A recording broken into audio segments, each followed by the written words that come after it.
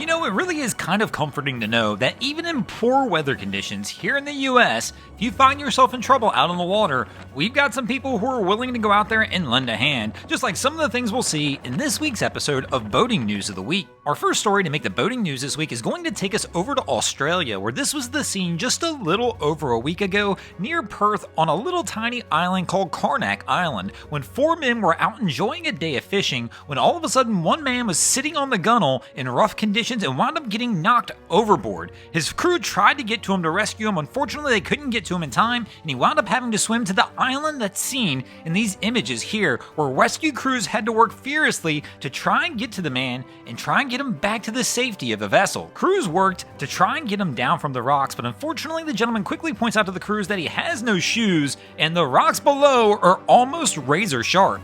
Finally, they're able to get him down and try to get off the rocks. Unfortunately, they don't need a lot of help there because the ocean takes care of that, knocking them into the water. The rescuer is able to use a drone to get the man back to the safety of the vessel. Fortunately, he's rescued without any injury.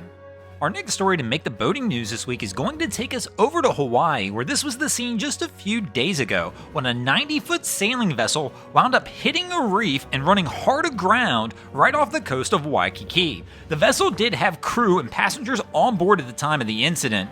Fortunately, local bystanders saw the incident occur and wound up contacting the authorities. Honolulu Ocean Safety and the Department of Land and Natural Resources all jumped into action, taking vessels and ferrying the people from the boat over to the beach. Local authorities did release a report saying that the vessel was a 90-foot wooden-hulled vessel called Criterion, and it wound up running into the reef roughly 500 yards off the coast of Fort DeRussy by Turtle Canyon.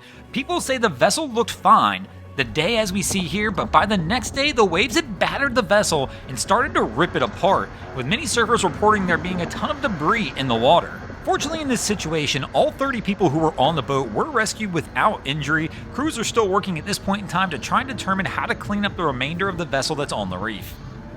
Our next story to make the boating news this week is going to take us over to the coast of Japan, where this was the scene just a little over a week ago when the Japanese Coast Guard received a distress signal from the tuna fishing vessel Fuku Mare No. 8, which is a 183-foot tuna boat seen in the images here. The vessel had left port a few hours earlier heading out on a fishing mission when all of a sudden it wound up losing propulsion from its engines. The crew was battered by the rough seas and high winds for several hours before eventually winding up on the rocks. The captain then sent out the distress signal, and the Japanese Coast Guard sent 3 patrol ships and 3 helicopters with special rescue teams to the scene. It took almost 2 hours for the rescue crews to arrive due to the remoteness of the location of the vessel, and once they arrived, this was the scene they witnessed. A nearly half-submerged vessel with 24 crew members hanging onto the side of the bridge awaiting their rescuers.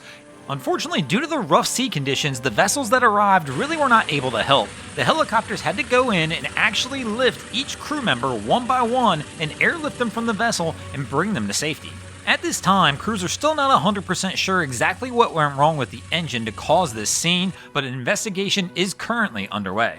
Our next story to make the boating news this week is going to take us over to the Bahamas. And speaking of the Bahamas, have you ever thought about taking your boat to the Bahamas? If so, hang out to the end of this video. I'd like to talk to you. But this was the scene in the Bahamas just a few days ago when the 37-meter super yacht Chanson wound up going ablaze at Baker's Bay Marina in the Abacos. At this time, there really is not a whole lot of information about this incident. It is currently believed that the fire was started possibly by a lithium-ion battery in a water toy that was stored in the garage on board the yacht.